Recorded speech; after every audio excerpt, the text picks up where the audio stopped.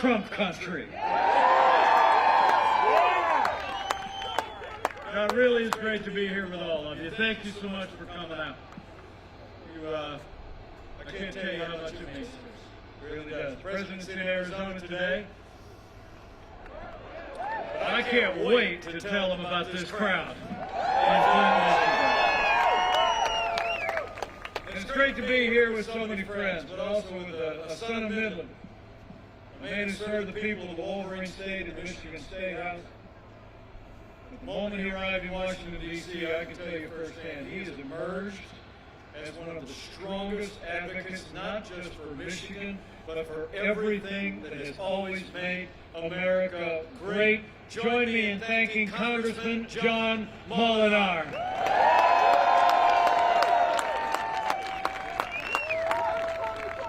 Thank you, Congressman. It's also great to be here, I'm told, with a lifelong Democrat. He's a leader here in Flint. But we got some good news again that he is supporting President Donald Trump for 4 more years. Join me in thanking Maurice Davis, Vice President of the City Council. Where are you, Maurice? Let's hear it for Maurice. I'm partial to Vice President. Thank you, Maurice. Thank you so much. And thank you all for being here today. It really is amazing. It really is amazing to think about all that we've accomplished. You look great, man! Love you. 4 years ago, we inherited a military that was hollowed out by devastating budget cuts. An economy that was struggling to break out of the slowest recovery since the Great Depression. Terrorism was on the rise around the world. And we witnessed a steady assault on our most cherished value. But in 3 short years, we rebuilt our military. We revived our economy. We secured our border, supported law enforcement, and stood for life and liberty in the Constitution of the United States. I mean, 4 years ago, here in Michigan, you believed we could be strong again. You believed we could be prosperous again. You said yes to President Donald Trump in 2016, and I'm here because we need Michigan to say yes to 4 more years of President Donald Trump in 2020.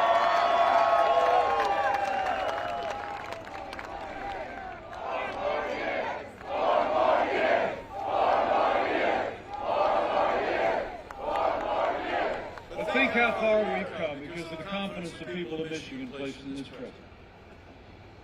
It all starts with our national defense, always. It's the first obligation of the national government is to provide for the common defense. And under the last administration, when Joe Biden was vice president, we saw years of reckless budget cuts that hollowed out our military. And there's reports in the news even today that Democrats in the House and Senate are actually promising to make massive cuts in defense spending to fuel their big government plans. It's incredible. But I'm proud to report to you, as your vice president, but as the proud father of a United States Marine, that we are finally giving our soldiers, sailors, airmen, Marines, and Coast Guard the resources and the support that they need to defend this nation. President Donald Trump has signed the largest increase in our national defense since the days of Ronald Reagan. But you know, it's not just been about supporting those who serve and their families.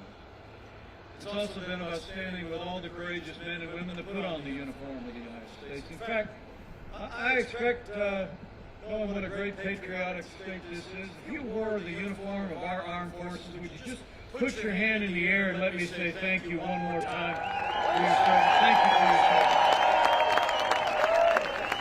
Thank you for your service to this country. God bless you all. But you all remember, especially our veterans, Joe Biden was vice president. We saw years of scandal at the VA. It shocked the conscience of our nation. I mean, we literally had veterans in this country who were dying, waiting to get care at VA hospitals. But under President Donald Trump, we signed the most sweeping reforms of the VA in 50 years.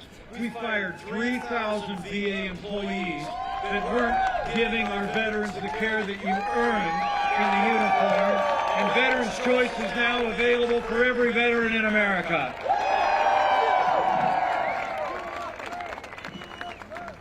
You know, support for our national defense, support for our veterans is just one more reason why we need Michigan to send a West Point grad, an Army combat veteran, and a man of leadership and quality to the United States Senate. We need Michigan to send John James to the U.S. Senate.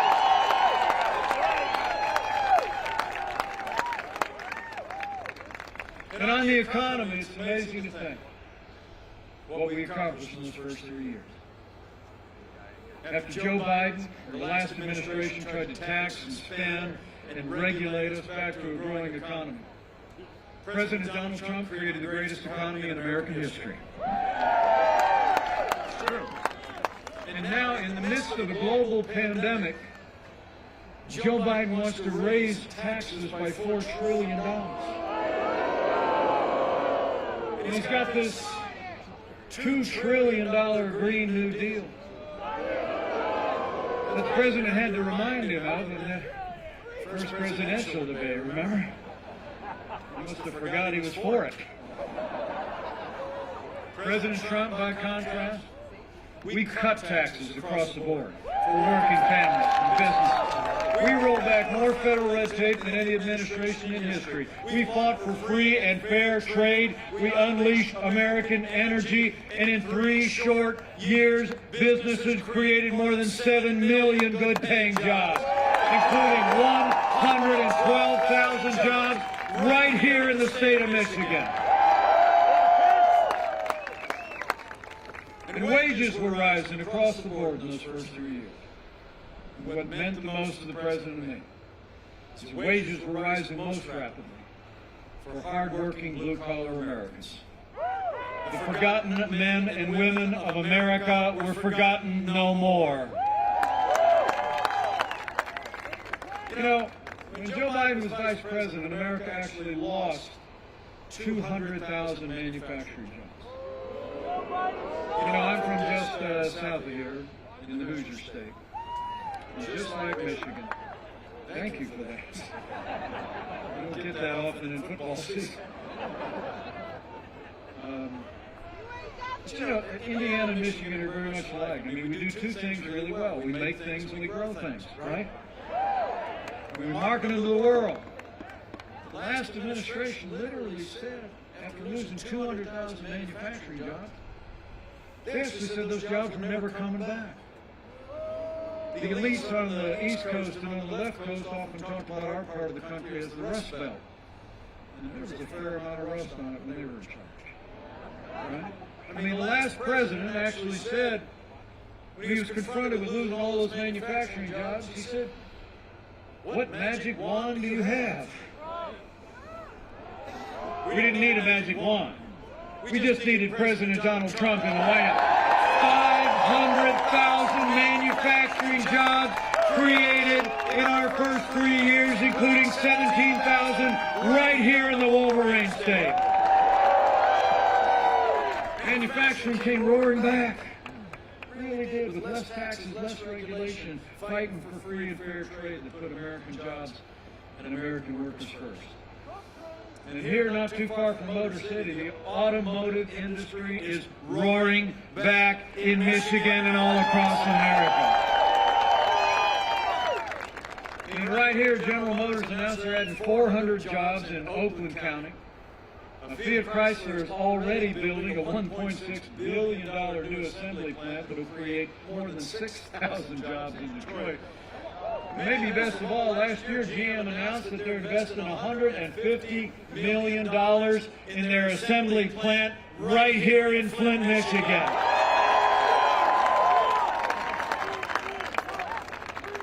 And you know, that's all a result of cutting those taxes and rolling back red tape. It also has a lot to do with trade. when we took office, half of our international trade deficit was with Communist China. It's true. $500 billion a year we were losing in trade with China. Joe Biden, he's been a cheerleader for Communist China all along the way. He said that the rise of China was a positive development. He did. And he also scoffed last year as a candidate at the very idea that China was a competition to the United States. But President Donald Trump, he put China on notice. We said the era of economic surrender is over. We imposed tariffs on China's goods into the United States, and we're going to keep standing strong until they open their markets to U.S. goods and U.S. agriculture and respect private property rights of Americans. And you all remember NAFTA out here in the heartland. 25 years after NAFTA was signed into law, we literally saw, you have to almost check this because it doesn't even sound right, 60,000 factories closed in the United States.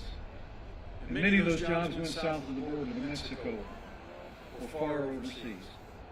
Now, Democrats for years, like Joe Biden, love to complain about NAFTA. But Joe Biden never lifted a finger to reform it or to fix what was wrong with it. But after Michigan voted for the man who wrote The Art of the Deal,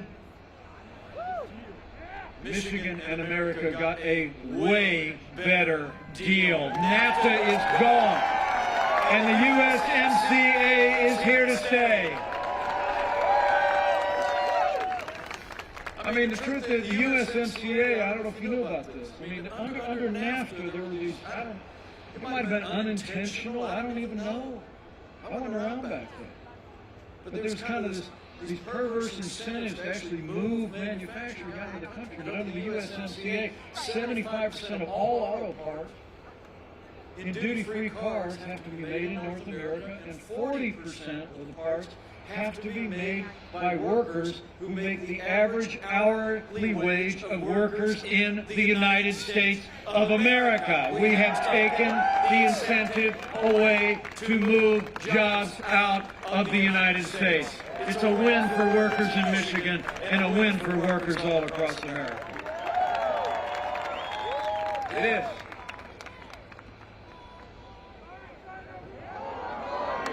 I'm with her.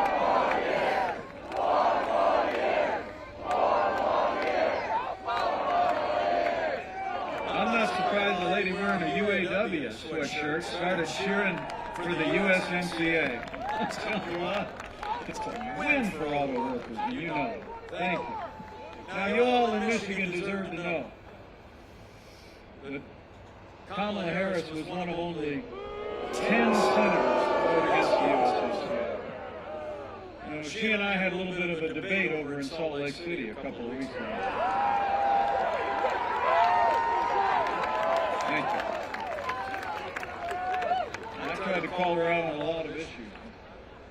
And the truth is, she said she voted against one of 10 senators who voted against it. I mean, 90 senators in Washington don't agree on anything. But they did on the USMCA. But Kamala Harris, who was rated last year as the most liberal member of the United States Senate, actually voted against the USMCA because she said it didn't go far enough on climate change. I mean, you all deserve to know here in Michigan that Joe Biden's running mate put her radical environmental agenda ahead of Michigan jobs and Michigan auto workers. But I promise you, under President Donald Trump, we are always going to put American jobs and American workers first.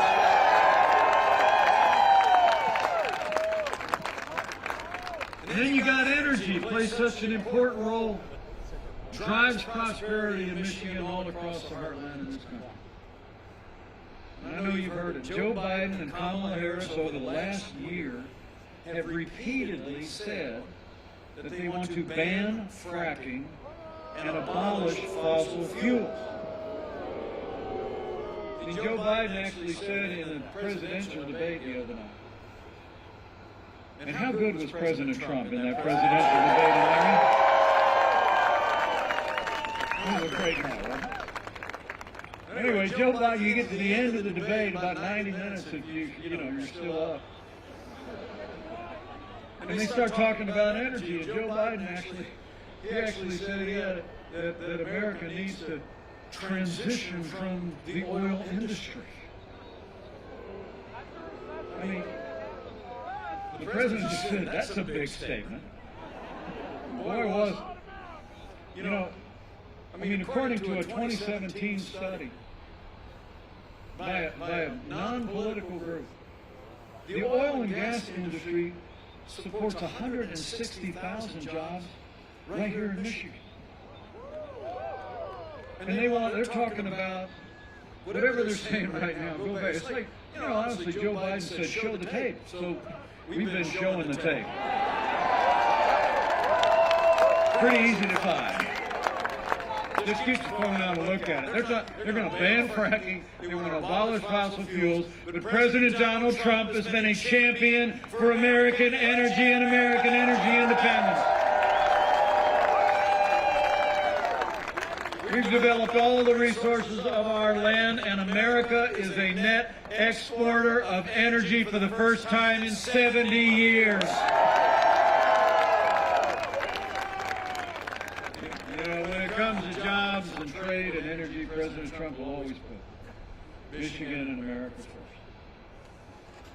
But on this economy, honestly, got 6 days to go. Men and women of Michigan, we got a choice to make. And this state will play an outsized role in deciding this election. Make no mistake about it.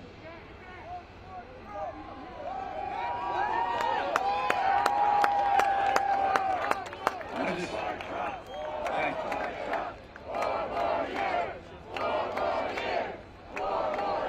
Here's the choice. I know you got my back. We just got to make sure Michigan comes through. Let me tell you something. The choice in this election is real simple. The President says it all. When you look at our agenda of less taxes, less regulation, free and fair trade, American energy independence, and you look at their more taxes, more regulation, economic surrender on trade, less American energy, it's clear. This election is a choice between a Trump recovery and a Biden depression. It's true. A nonpartisan study just came out last week that said that Joe Biden's economic policies would cost 5 million American jobs, and that the average American family would lose $6,500 a year in income. So in all the 6 days that remain, I want you to reach out to neighbors and friends here in Flint and all across the state. I want you to say, I was standing out in the cold. Mike Pence showed up. And he told me to ask one question. Here's the question you got to ask. Here, really, just find somebody who knows you. They haven't made a decision yet. And just look at them and say, who do you really think can bring this American economy all the way down? A career politician with 47 years in Washington, raising taxes, stifling the economy, waving a white flag of economic surrender on trade, or a proven job creator that'll keep cutting taxes, fighting for American jobs and American workers? For a great American comeback in Michigan and across this nation, we need 4 more years of President Donald Trump in the White House.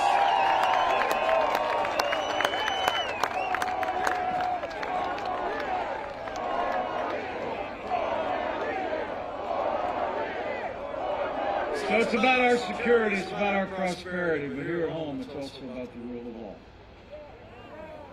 And I couldn't be more proud to be Vice President to a president who stands every day with the men and women who serve on the thin blue line of law enforcement.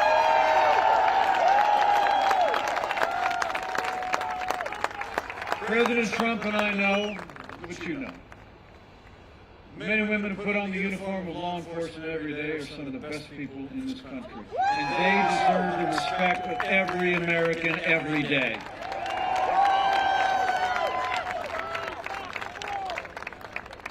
Now, the President and I will always support the right of peaceful protest. It's enshrined in our Constitution. But rioting and looting, like we saw last night in Philadelphia,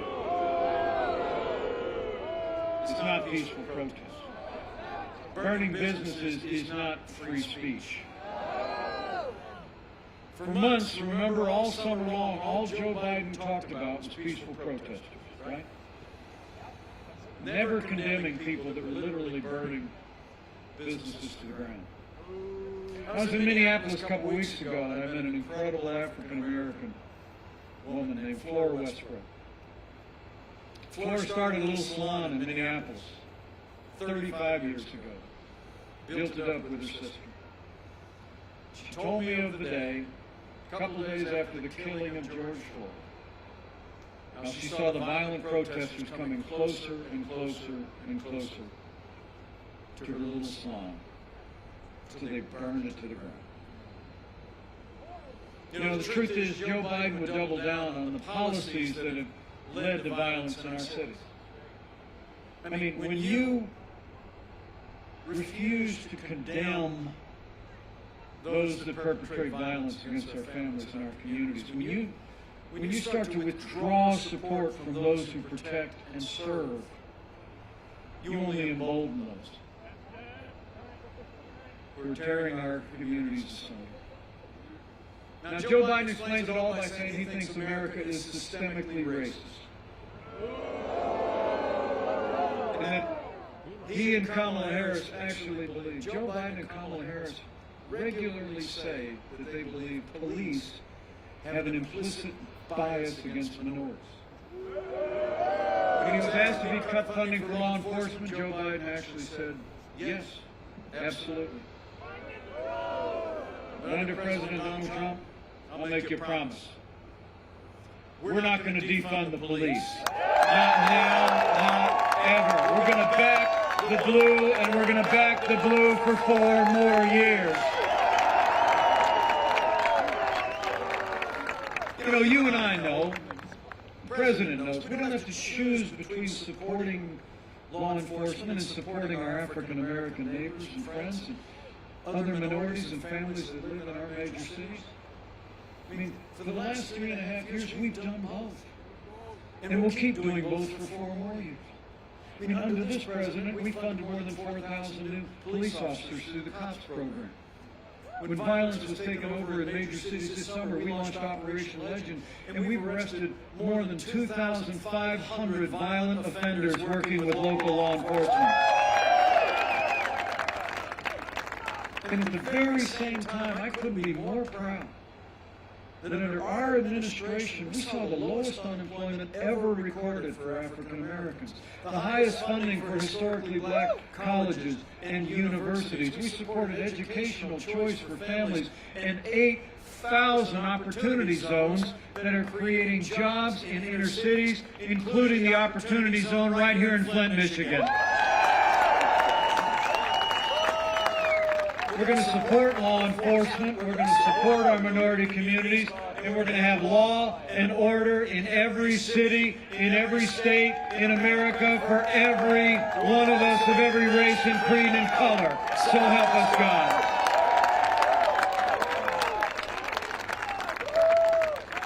In support of the rule of law, I'm proud to report all the great Michiganders gathered here.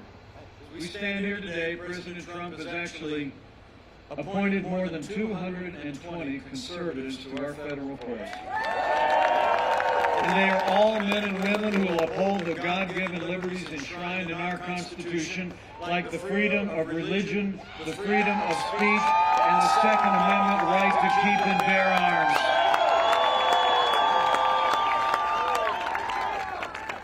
$220 federal judges, 3 Supreme Court justices, Justice Neil Gorsuch, Justice Brett Kavanaugh, and Justice Amy Coney Barrett. Isn't she great?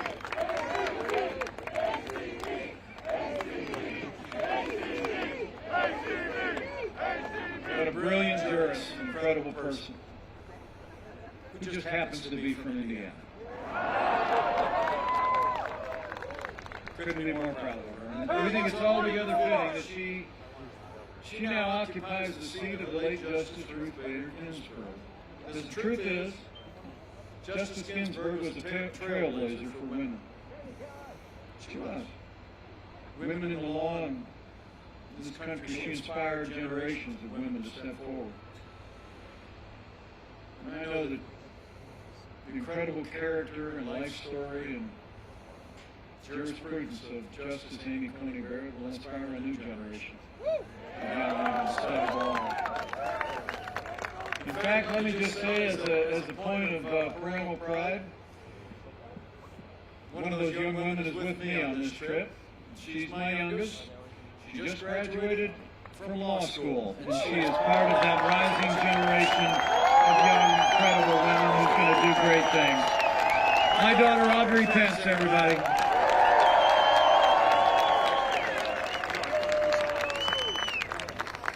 You know, when you think about the courts and all that we've been able to accomplish, it's been because of the strong support we got from the people of Michigan. It's been because you have a president that kept his word to appoint principal jurists to our court to uphold our Constitution. And it's one more reason why we need to send John James to a renewed Republican majority in the United States Senate.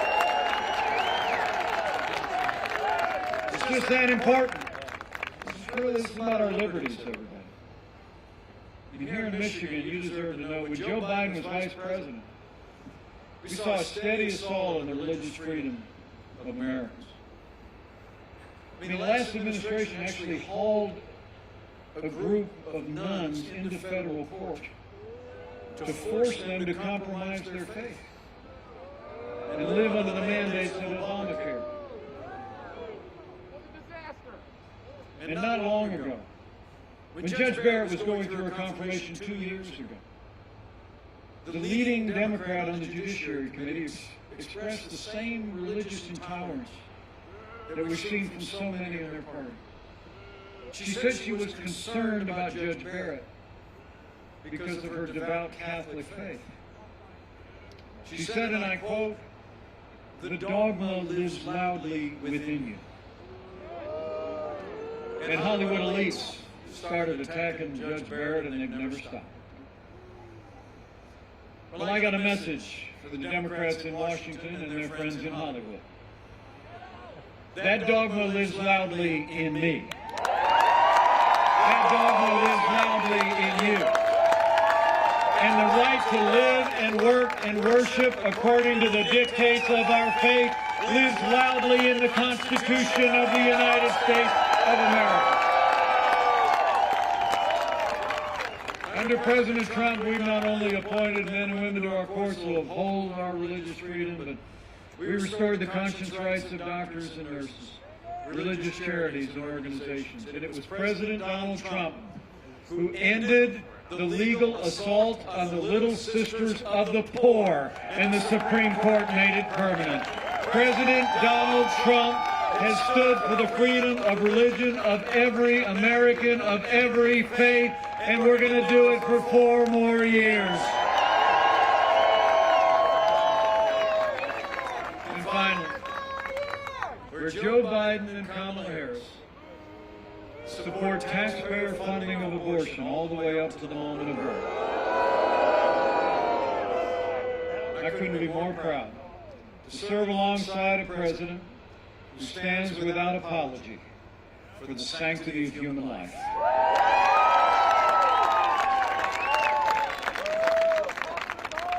So an amazing first 3 years because of the support of the people of Michigan in 2016. We rebuilt our military, we revived our economy, we stood for law and order, liberties, and life. And none of that would have been possible without the strong and consistent support of Michigan's Republican delegation to Congress. So I got a favor to ask. Right after you re-elect President Donald Trump, and send John James to the United States Senate, we need you to send Congressman John Molinar to a new Republican majority in the House of Representatives and retire Nancy Pelosi once and for all.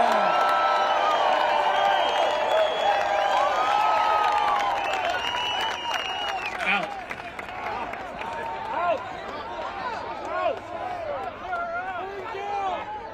Now, when you look at what we were able to accomplish in these first 2 years, first few of which we had a Republican House and a Republican Senate. Only one way you can describe it. In 3 short years, we made America great again.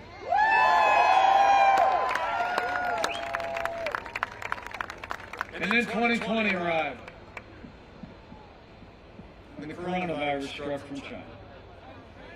But before the very first case of community transmission anywhere in America, President Trump did what no American had ever done in the history of this country. He suspended all travel from China, the second largest economy in the world. President Trump put the health of America first. Now, Joe Biden said it was xenophobic.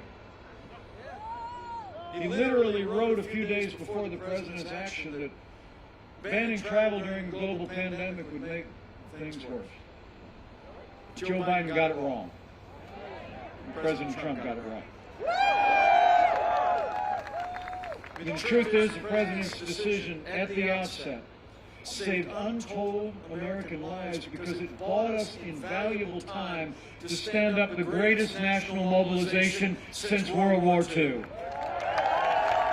We reinvented testing. We started the manufacture all across the heartland of billions of supplies of personal protective equipment, ventilators, and the like. No American that's ever required a ventilator has ever been denied a ventilator. No one who's ever required an ICU bed was ever denied an ICU bed. We started at record speed to develop medicines, therapeutics that are saving lives today. And before the end of this year, we believe we will have tens of millions of doses of the first coronavirus vaccine in the world. I must tell you, until that day comes that we put this pandemic in the past, with a safe and effective vaccine, we're going to keep moving heaven and earth to make sure that our doctors and nurses all across the country have the resources and the support they need to give anyone that's struggling in this pandemic the level of health care we want a family member to have. I promise you that. We're going to keep protecting the vulnerable. We're going to keep saving lives. And while Joe Biden's talking about shutting down our country, we are opening up America again.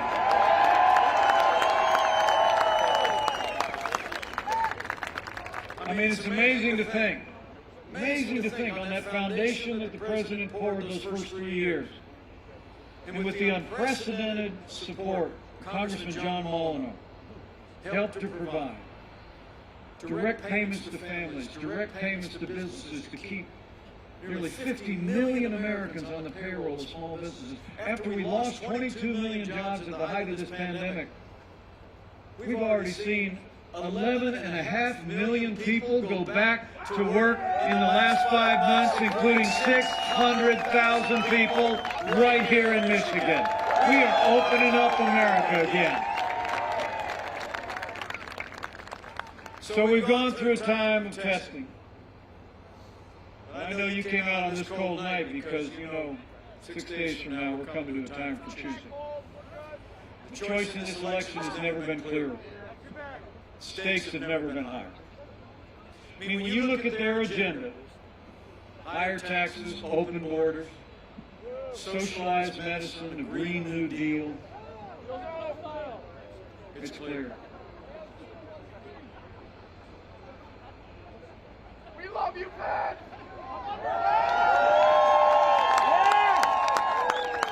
I love that kid. It's true. I mean, look, Joe Biden's just going to be a Trojan horse for the radical left. And his running mate, Kamala Harris, I said, well, she was more liberal than Bernie Sanders in the last year in the Senate. Now, Joe Biden says that democracy is on the ballot. Well, I think our economic recovery is on the ballot. I think law and order are on the ballot. But I also believe there are things more foundational to our country that are on the ballot.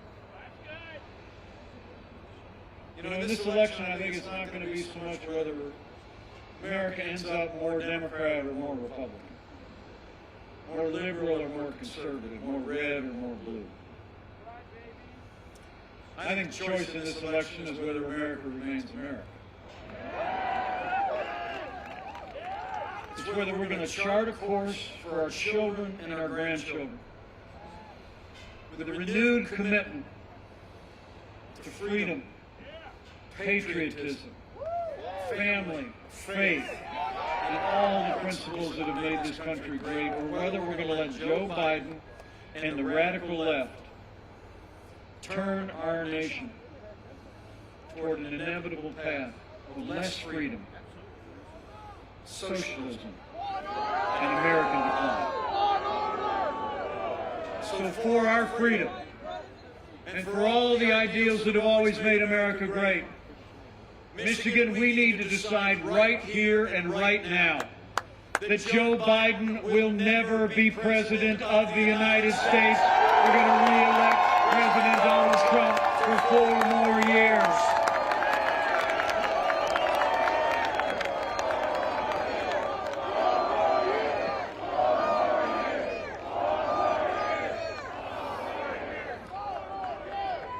You know, 4 years ago when the President called me, asked me to join this ticket, I said yes in a heartbeat.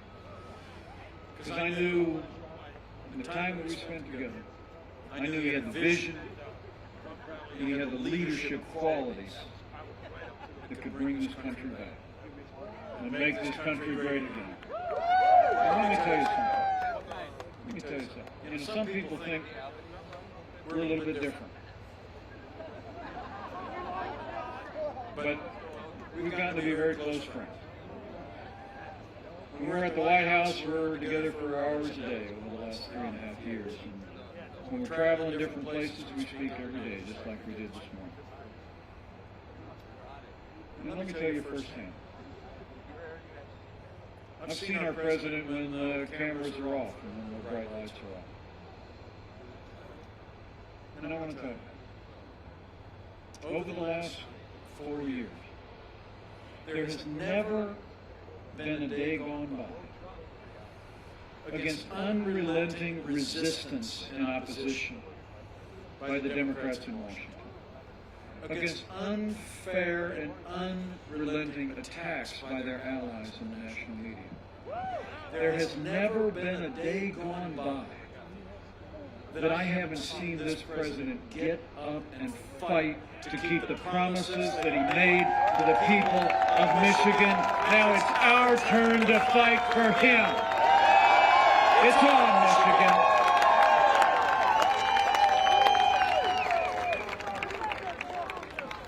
It's time. And so I got a few things I got to ask you to do. And then I got a plane to catch. First and foremost, I already checked on the way here. Early voting has already started, right, John? Laura? So first, on behalf of the President, I want to ask you, we need you to vote, Michigan, vote to re-elect President Donald Trump to the White House.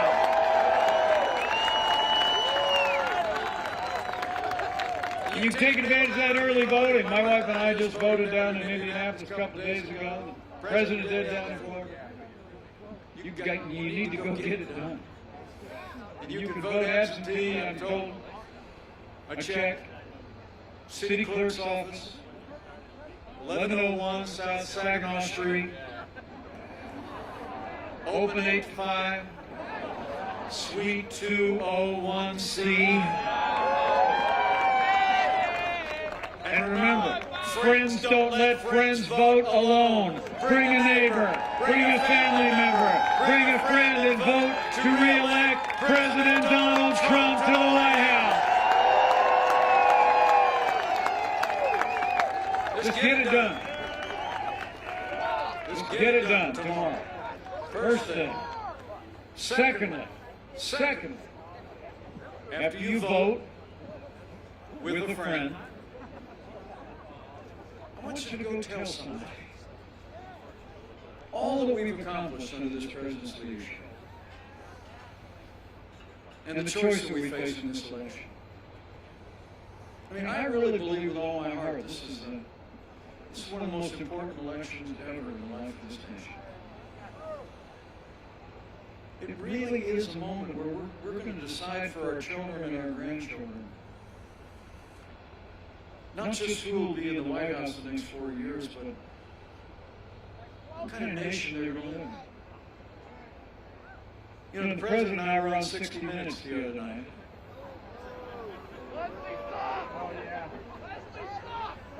But there was a moment, I have to tell you, that I just really enjoyed. It was when the reporter looked at the President and she asked him, "How would you describe your supporters?" And the President, without a moment's hesitation, gave an answer I'll never forget. She said, "How would you describe your supporters?"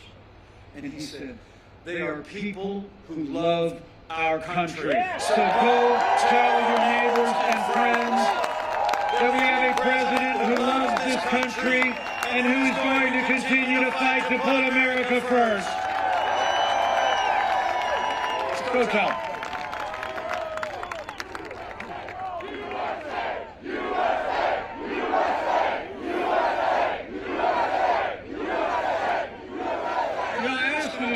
Because I really do believe that history-making election in 2016 here in Michigan, all across the country, was proof positive. The most powerful media in this country is not your television networks, it's not your newspapers, it's not your social media. The most powerful media in this country is word of mouth. It's when the American people are talking to each other, and when someone who knows you and respects you hears from you about an issue that's important to them. I'm just saying to you on behalf of Laura Cox, on behalf of the Congressman, on behalf of the President, myself, just take some time to reach out to your neighbors and friends. Just tell them I ran into Mike out at the airport, and he talked for like an hour just trying to summarize everything we've done, the choice that we face, and what we're going to do to make this country great again for 4 more years with President Donald Trump in the White House. You go tell them. And lastly, you know, in these challenging times in which we live, if you're of a mind to avail yourself of that wellspring of strength that has always seen our nation through much more difficult times, I'd encourage you to do that too. You know, I've traveled around this country over the last 4 years, and one of the 2 things I'm convinced of is this is a freedom-loving nation, and this is a nation of faith. I mean, everywhere the President and I go, it's without fail. People will reach across the line and lower their voice a little bit and just say, "I'm praying for you." And we hear it all the time. And so if you're inclined to bow the head and bend the knee from time to time, that's the last thing I'd ask you to do is just consider doing that in the next 6 days. And when you pray with confidence in those ancient words that Americans have clung to through much more challenging times than even we could possibly imagine. that if his people who are called by his name will humble themselves and pray and turn, that he'll do like he's always done in the long and storied history of this great nation. He'll hear from heaven, and he'll heal this land. This one nation, under God, indivisible, with liberty and justice for all. So pray for America. Pray for all the American people. It'll make a difference, I promise you. And with that, I'm going to let you get back somewhere warm tonight, but I just want to say from the bottom of my heart, thank you for coming out tonight. Thank you for supporting our president and this entire team. And I leave here today with renewed confidence that if all of us do all that we need to do over the next 6 days, all across the great state of Michigan, all across America, we're going to have a great victory. Here in Michigan and all across America. And with John James in a renewed Republican majority in the United States Senate, with Congressman John Molinar in a new Republican majority in the House, with President Donald Trump in the White House for 4 more years, and with God's help. I'll tell you, Michigan, I just know we will make America great again. Again. Thank you all very much. God bless you. God bless America. Now let's go get it done, Michigan.